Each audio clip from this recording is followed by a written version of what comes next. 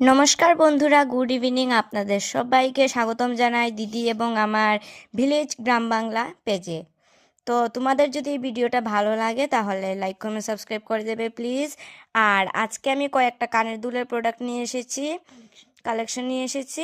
দিদির কানের দুলের কালেকশন 100-200-র মধ্যে আমরা কয়েকটা কানের দুল বেছে বেছে নিয়েছি আপনাদের দেখানোর জন্য, শেয়ার করার জন্য। ঠিক আছে, তাহলে আপনারা দেখেন। ঠিক আছে, তো এটা হলো ফার্স্ট কানের দুল। এটা আমাকে দিদিয়ে মানে আমার দিদিকে আসাম থেকে একজন আমাদের বৌদি দিয়েছে। ঠিক আছে, তো নেক্সটটা দেখাই।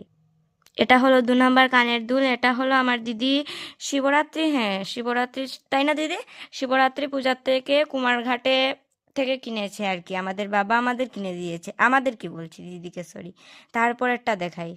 এই দেখো দর্শক বিন্দু, এটা হলো 3 নাম্বার। ঠিক আছে, এটা তোমরা জানাবে, মানে সবগুলোই জানাবে কোনটা বেশি সুন্দর হয়েছে। ঠিক আছে, এটা আমরা শিবরাত্রি মেলার থেকে কিনেছি। হ্যাঁ, এটা আমরা ওই হুলটার লগে একসাথে কিনেছিলাম শিবরাত্রি মেলার থেকে। তো এটা হলো 4 নাম্বার কানের দুল। এটা আমাদের মা আমাকে, সরি, এটা আমার আর দিদির মা দিদিকে কিনে দিয়েছে। ঠিক আছে, জানাবে যে কেমনটা হয়েছে, আমার তো ভালো লাগে। তো গাইজ, এটা হলো 5 নাম্বার, 5 নাম্বার কানের দুল। এটা আমাদের বাবা আমাকে আমার দিদিকে কিনে দিয়েছে, আমাদের বাবা আমার দিদিকে কিনে দিয়েছে কুমারঘাট দোকান থেকে একটা। এটা কি সময় দিয়েছে জানি না, মনে পড়ছে না। ঠিক আছে, অনেক আগের গাইজ, কোটি কোটি বছর আগে। তো গাইজ, এটা হলো 6 নাম্বার কানের দুল। ঠিক আছে, এটা হলো 2023-এ শিবরাত্রি মেলার থেকে আমার দিদি মানে কিনেছিল আর কি। তো পরেরটা দেখাচ্ছি।